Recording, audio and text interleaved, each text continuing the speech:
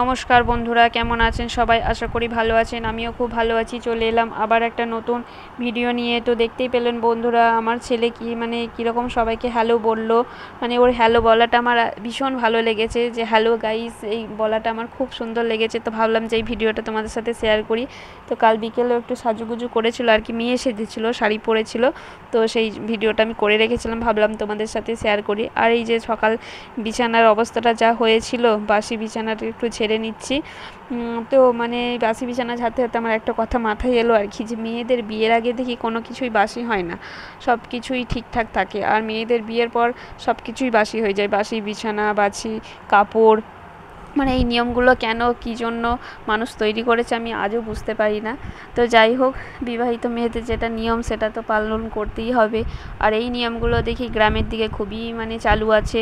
তো সেই নিয়মগুলোই তো না মেনে তো কিছু করার উপায় নেই, তো বাধ্য করতে হবে। এই যে বিছানাটা প্রায় আমার ঝাড়া হয়েই গেছে, এবার আমি ঘরটা ঝাঁট দিয়ে নেব। আর ছেলে গেছে বাইরে মুখ ধুতে। তো ঘুম থেকে উঠেই বলছে কি, মা যে আমাকে ব্রাশ দাও, আমি নিজে ব্রাশ করব। ও এখন এত বড় হয়ে গেছে যে ও নিজের কাজ নিজে করতেই বেশি পছন্দ করে। প্রায় 3 বছর বয়স হতেই চললো। তো ভালো, ওর একটা গুণ ভালো, যে বড় হচ্ছে আস্তে আস্তে, নিজের কাজ নিজেই করতে শিখছে।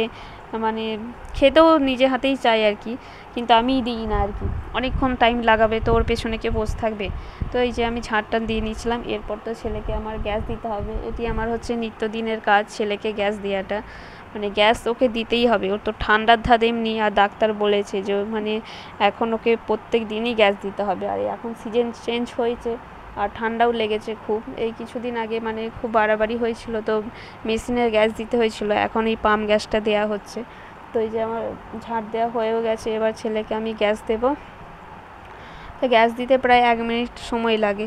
তো 1 মিনিট ওকে গ্যাস দিতেই লেগে যায়। তো একটা পাম্প 30 সেকেন্ড আর একটা পাম্প 30 সেকেন্ড, দুটো পাম্প পুশ করতে হয়।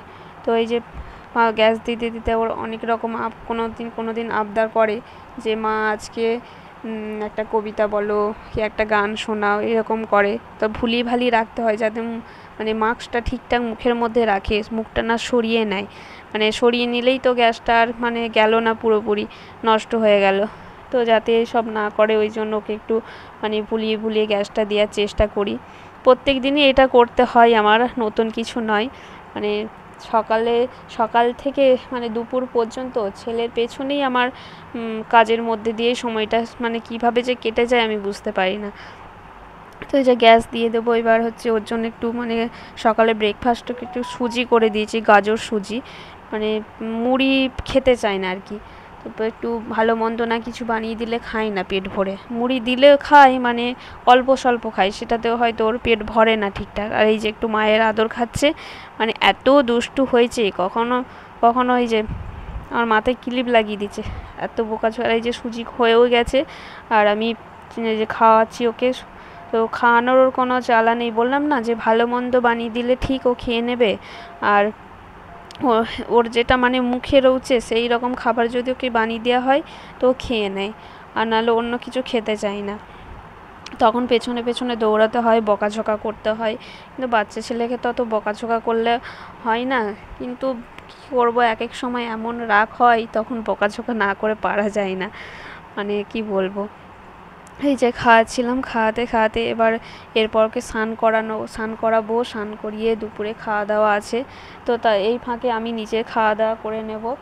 আর এই ভিডিওটা যদি আপনাদের ভালো লাগে একটু লাইক কমেন্ট শেয়ার করে দেবেন। আর আমার চ্যানেলটা সাবস্ক্রাইবার করতে ভুলবেন না। আর আপনারা সব ভালো থাকবেন, সুস্থ থাকবেন, সাবধানে থাকবেন, এইটুকুই আমার বলার। আর এই যে দুপুরের 11:30 বেজে গেছে, এই সময় আমি ওকে স্নান করাই। তো স্নানটা করিয়ে নিচ্ছিলাম, স্নান করিয়ে এবার ওকে খাইয়ে ঘুম পাড়াবো। তো এইটাই ছিল আজকের ভিডিও আমার। দেখা হচ্ছে পরের কোনো নতুন ভিডিওতে। সবাই ভালো থাকবেন, সুস্থ থাকবেন, সাবধানে থাকবেন।